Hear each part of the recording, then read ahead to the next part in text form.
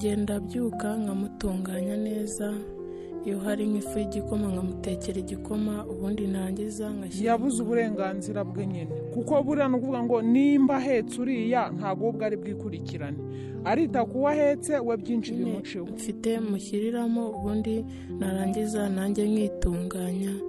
Ni mu kagari ka Munyinya, umurenge wa Rukomo, akarere ka Gicumbi. Aho niho tubonera inkuru ibabaje y'umwana w'imyaka 15 y'amavuko w'imfura mu bana batatu ba Staratoni wiga mu mashuri abanza muri groupe scolaire Munyinya TSS. Uyu mwana w'umukobwa si umwe mu bana bamenyereye kuzinduka batwaye igikapu cy'ishuri nk'abandi bana.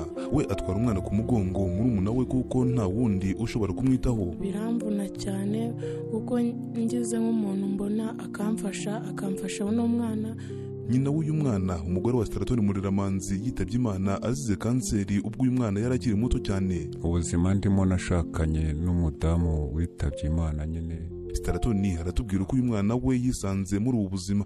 Turashakana tumuranye imyaka agera muri 15, aza gufatwa n'uburwayi bwa kanseri. Noneho ubwo burwayi butuma namujyana ku mavuriro atandukanye, tugeza byumva dutaransifera CHK Kanombe na Faisal na bira bitaro by'abashinwa bya Kacyiru nabyo twabigezeho. Ubwo biba ngombwa ko bamusubiza Kanombe kugira ngo ari habagirwa. Ubwo byabaye ngombwa ko bamubaga, nari mfite amafaranga nshiraho, sigara ni meze gutya. Uwo munsi nyakwigendera yitaba Imana byahinduye byose mu rugo. Uwo mwana w'imfura yahise hajya mu nshingano atarakwiye kuba afite ku myaka ye, kwita kuri murumuna we nko kumugaburira, kumuhoza igihe yariraga, ndetse hakarenzaho kumuheka ajya ku ishuri kugira ngo hatamusiga wenyine mu rugo. Mfite n'umwana, hari nk'ukuntu umwana yiriza bitewe n'icyo ashaka, bikaba ngombwa ko ntacyo mfite hafi aha. Ariko se wabo Muriramanzi Staratoni ni umukozi w'umunsi ku munsi, atwara abantu ku igare kugira ngo abone icyo abana barya, ariko uko akora kose amafaranga aboneka ntahagije. Umwana aravuga ko hari igihe bakunda kuburara, ariko ntacike intege kuko azi ko ejo hashobora kuba heza kurusha none. Mu ishuri uyu mwana yicara hagati y'abandi, ariko umutima we nturi mu masomo gusa. Yitegereza umwana ahetse areba niba asinziriye neza cyangwa se atangiye kurira. Yasinzira akamujyana mu cyumba bamweretse agomba kujya muryamishamo. Abandi bana biga batekanye, ariko we abatekereza uko arongera kwita ku mwana mugenzi we niyongera kwicura.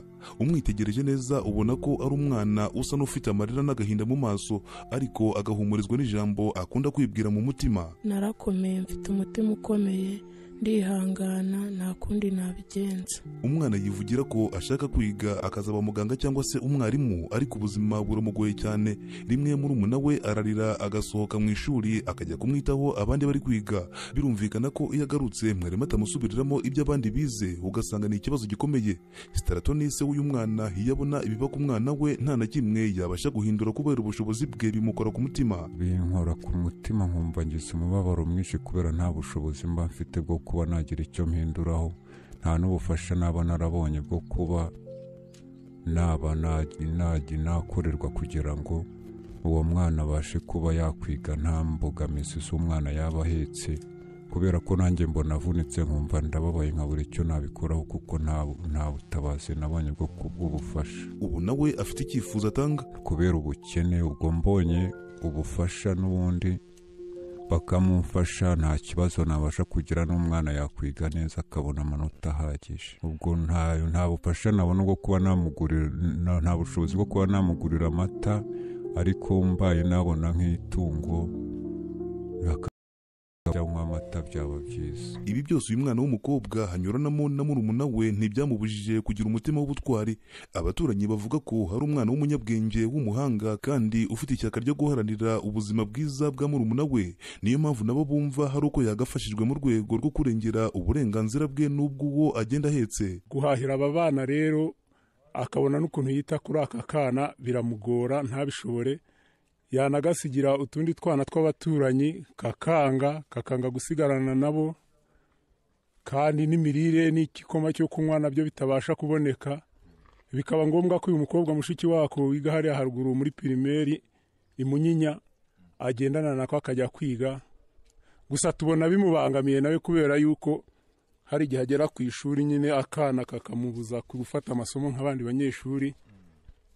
Twumva rero bibaye byiza nkamwe nk'abanyamakuru nk'uko mwaje kugira ngo mumenye ikibazo cye, mwabasha kumuvuganira, haba abagira neza cyangwa leta ifite ubundi bufasha ikaba yamufasha. Apfuye rero asiga turiya twana 3, nta bushobozi afite, nta kirengera, nta nakivuganira, yagiye ku ishuri, utwana aratugarukana nka saa 9 kabuze igikoma. Ubwo rero abonye ubufasha bamufasha. Nase iyo agiye ntiyagenda na kakana ngo barare bariye, biba ngombwa kakamuha kakajyana ku ishuri akajya kubashakira icyo bari burye. Nese umuntu w'umugabo ntiyahekuye umwana ngo ajye mu kiraka, ntiyafata igare ngo ajye mu muhanda azi ko umwana yabubwe burayi cyangwa yabwiriwe. Urabona rero kuvuna undi mwana nka mukuru we nabwo ni ikibazo. Uze mu ishuri bwariga agafata kandi abahetse umwana amugaragura.